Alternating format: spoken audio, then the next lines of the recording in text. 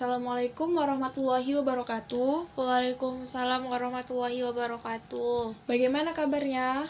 Alhamdulillah baik, Kak. Alhamdulillah. Jadi di sini kakak ingin memberitahu bahwa kegiatan kita adalah konseling individu. Sebelumnya kakak mengucapkan terima kasih atas kesukarelaan adik untuk mengikuti kegiatan ini. Sebelumnya, apakah adik sudah pernah melakukan kegiatan ini? Belum pernah, Belum. Kak. Baik, langsung saja di sini kakak akan menjelaskan apa itu konseling individu. Konseling individu adalah interaksi antara konselor dengan konseli untuk mengembangkan suatu potensi ataupun memecahkan atau mengentas permasalahan yang sedang dialami oleh konseli. Adapun asasnya yang pertama adalah asas keterbukaan. Maksudnya adik secara terbuka mengemukakan atau mengungkapkan permasalahan yang sedang adik alami. Yang kedua adalah asas kesukarelaan. Adanya kesukarelaan di sini adik untuk mengungkapkan permasalahannya, tidak ada unsur keterpaksaan. Dan yang terakhir adalah asas kerahasiaan. Maksudnya apapun yang adik ungkapkan di sini hanya kita yang tahu, tidak ada orang lain yang tahu atas permasalahan yang sedang adik alami. Sepertinya adik sudah tidak sabar untuk mengemukakan permasalahan yang sedang adik alami.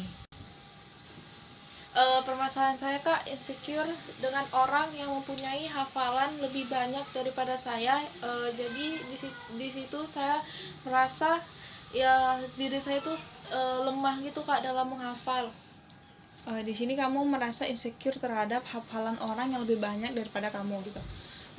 Lalu bisa kamu ungkapkan lagi secara mendalam agar kita mendapatkan arah dan cara yang tepat untuk mengentaskannya, seperti bagaimana upaya yang sudah kamu lakukan untuk meningkatkan hafalan kamu.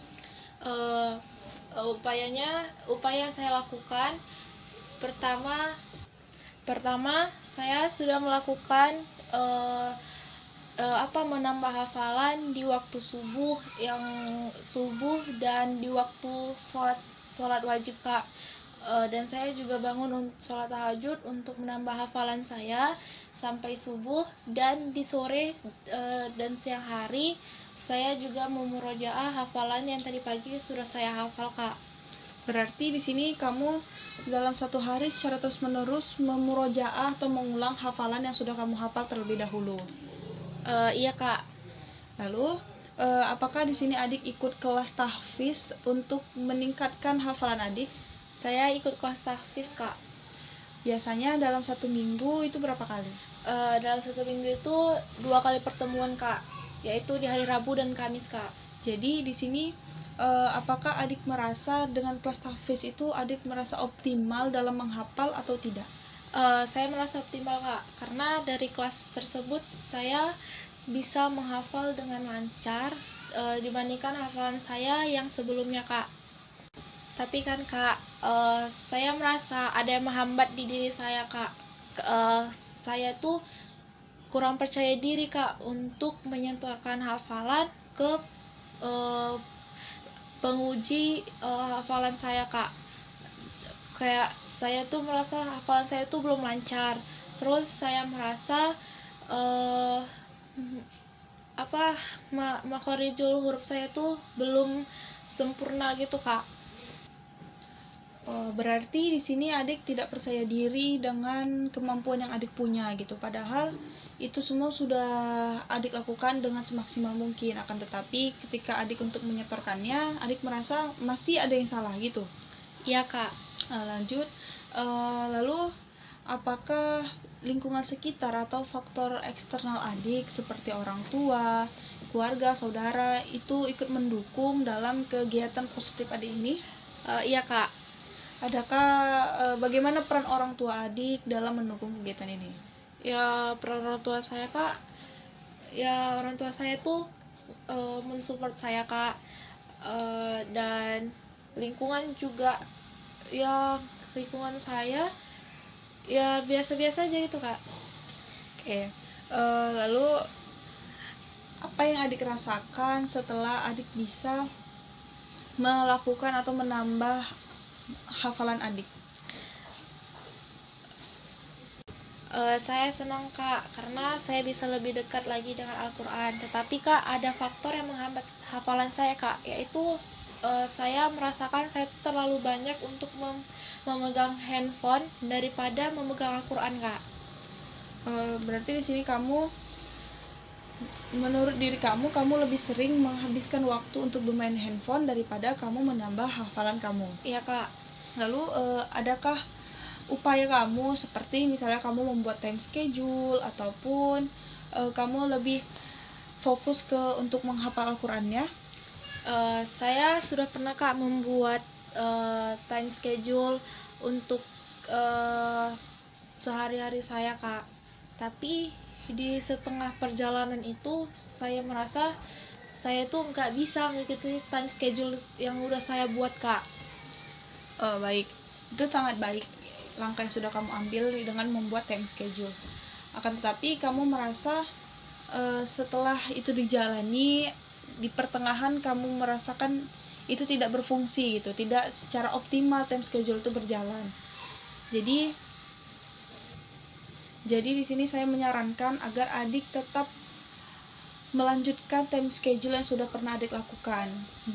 Hanya saja coba adik kemas dalam bentuk yang menarik, seperti adik buat hal-hal yang baru agar adik lebih semangat lagi, agar dalam menggunakan handphone adik tidak secara berlebihan. Maksudnya waktu adik itu lebih banyak fokuskan ke hafalan Al-Quran. Boleh bermain handphone, hanya saja tidak secara berlebihan. Baik Kak. Jadi alangkah baiknya saya melakukan hal-hal yang positif, seperti melakukan baca buku. Mungkin ini bisa mengurangi saya untuk bermain handphone Kak. Baik, ya itu benar sekali. Jadi intinya di sini adik harus terus meningkatkan kemampuan adik, yaitu untuk menghafal Al-Quran, karena itu sangat mulia.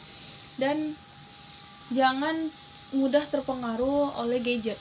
Memang itu sangat besar terhadap diri kita cakupannya, akan tetapi jika adik bisa mengontrolnya dalam bermain gadget, adik akan mendapatkan hal-hal yang jauh lebih positif, seperti membaca buku yang sudah adik jelaskan tadi.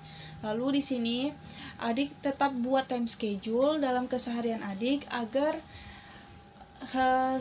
setiap hari adik itu sudah teratur, mau ngapain aja, jam segini harus kayak gini, jam segini harus ngapain ini gitu. Jadi dari situlah adik bisa memfokuskan diri adik untuk lebih menghafal Al-Quran dan melakukan hal-hal yang lebih positif lagi. Baik Kak, terima kasih ya Kak atas bimbingan Kakak kepada saya. Jadi pesan kakak di sini, kamu harus tetap meningkatkan ataupun menambah setoran hafalan kamu. Dan kakak berharap apapun yang sudah kamu lakukan itu hal-hal yang positif tetap kamu lanjut, agar itu bisa membantu kamu dalam kehidupan selanjutnya, karena tidak ada yang rugi ketika kita menghafal Al-Quran, sebab Al-Quran itulah yang akan menjadi pedoman kita dalam kehidupan sehari-hari. Iya Kak, insya Allah saya akan membuat time schedule-nya lagi, dan saya akan merubah perbuatan saya setiap hari Kak. Maksudnya Kak, saya lebih memanfaatkan waktu saya seperti waktu luang saya Kak. Baik, kakak berharap kamu konsisten dengan apa yang sudah kamu ucapkan. Semoga ada perubahan dalam diri kamu agar kamu tidak insecure dengan orang yang hafalnya lebih banyak. Dan kamu harus terus bekerja, terus berusaha agar hafalan kamu tetap bertambah. Sepertinya kamu sudah menemukan cara kamu agar bisa mengembangkan potensi yang ada dalam diri kamu. Mungkin lain waktu kita dapat berbincang lebih jauh lagi apa yang sudah kamu rasakan setelah kamu merubah semua perbuatan kamu ataupun waktu luang kamu dengan hal-hal yang lebih positif. Mungkin itu saja. Kakak mohon maaf apabila ada kekurangan. Kegiatan konseling individu ini kita akhiri. Apabila kamu ada yang ingin bicarakan ataupun ingin sampaikan kepada saya persilahkan. Nanti kita akan membuat janji terlebih dahulu. Lebih dan kurangnya saya mohon maaf. Wabillahi taufiq wal hidayah. Wassalamualaikum warahmatullahi wabarakatuh. Waalaikumsalam warahmatullahi wabarakatuh.